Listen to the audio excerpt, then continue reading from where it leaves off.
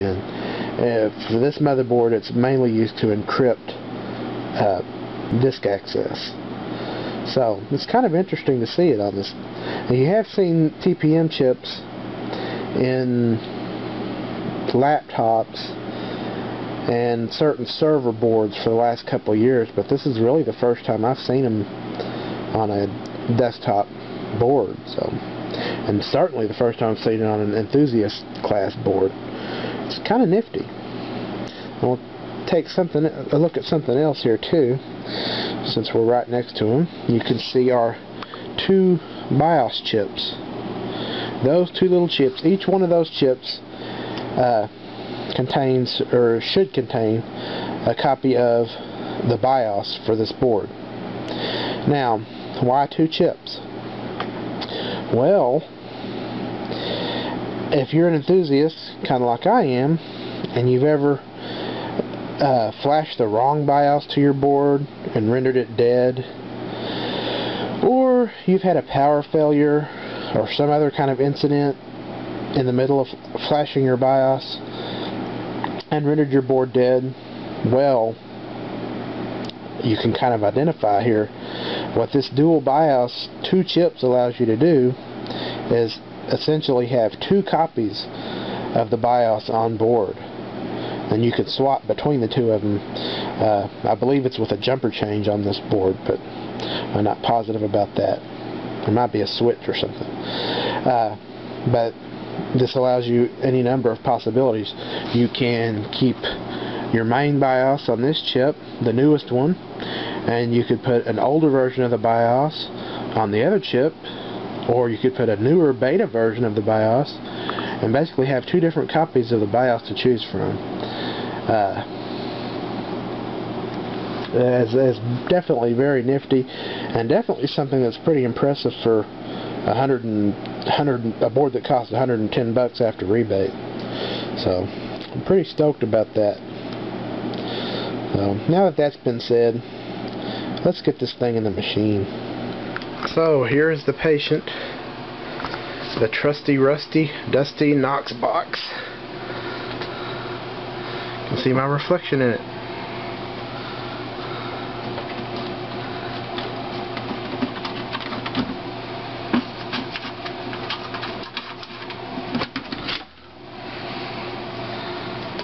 You can see inside, underneath all that mess of wires and the GTX 280 and the Tunic Tower, is my old trusty Gigabyte P45-DS3L motherboard. Great board. Kind of sad to see it go. It has served me well for the last year or so, but now it's time for something new. Now, just for kind of a point of reference here is my old P35 DS3L. Again, this is a Gigabyte board. The actual model number is GA-P35-DS3L. This was the very first edition of the DS3L. There was two revisions, and then there was also a newer EP45-DS3L. But this is basically the value P35 board. It cost under $100. I think it cost right about $100 when I bought it a year ago. I actually bought this in right on January 1st of 2008, so it's 9 months old, I guess. Great board, awesome board. As you can see, it's got a 4-phase power design, which was fantastic for what it was. In the days when some P35 boards had 6-phase and 8-phase power designs, this board had 4-phase power design, and it could overclock like a champ. I mean, you take a 65 nanometer core CPU like the Q6600 or Q6700 and pop it in here, and you could go way past 3.6 gigahertz easy. Great board, great board. So there's the P35 DS3L. Now here, for reference, is the new board, the EP45 UD3P. You can see it's quite a bit bigger, noticeably bigger. It is longer, very slightly. Look like about 1/4 of an inch longer, or maybe 1/8 of an inch longer. It's definitely deeper. Looks like about 1 inch deeper. Definitely a lot more features on the board. So, and there's that 6-phase improved power regulation circuitry that I'm so anxious to try out. What I am anxious to see is if my humongous tunic tower will fit on this board without modification, because on this board I had a fan mounted on this heatsink right here, and the tunic tower would hit it. I had to make some modifications to my tunic tower. Thankfully not permanent ones, but anyway, let's see. And we've run into our first problem. This here, some of you might recognize this. If you own a tunic tower, you'll recognize it. This is the H-shaped hold down bracket. This goes on the base, inside the base of the tunic tower, and fits down over the socket. Basically, you put 4 thumb screws, spring-loaded thumb screws or thumb bolts, through these 1, 2, 3, 4 outside holes, and it holds down the heatsink onto the CPU area. Well, these MOSFET heatsinks are interfering with this hold down bracket.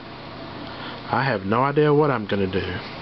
I could mount the heatsink sideways, I suppose, but that brings quite an issue as far as airflow is concerned. I'd basically get no airflow through the heatsink, or no exhaust anyway.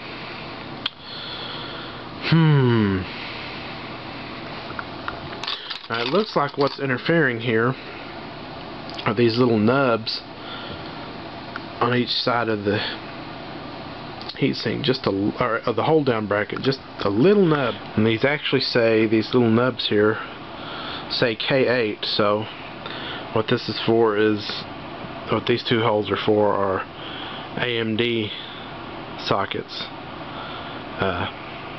Athlon XP, or not XP, oh what the hell, Athlon 64 socket, 754 and 939 and AM2. Well, since I don't own an AMD processor and motherboard, and I don't plan to for a while, and I certainly don't plan to use this with it, I think I might break out the Dremel and see if I can't shave this little nub here off, or if I can find a cutoff disc. We'll see.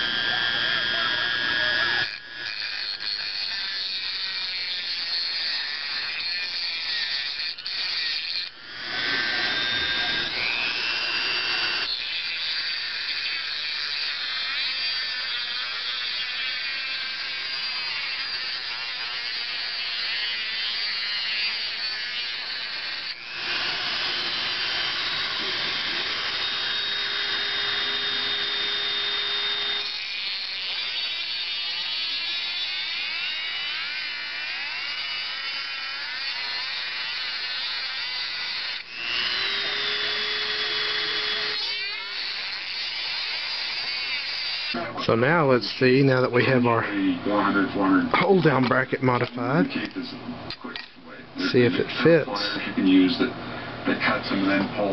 it does appear that it's going to fit just fine. At least once it's on the CPU, on the cooler in the CPU. Right now you can see it's resting on top of those coils.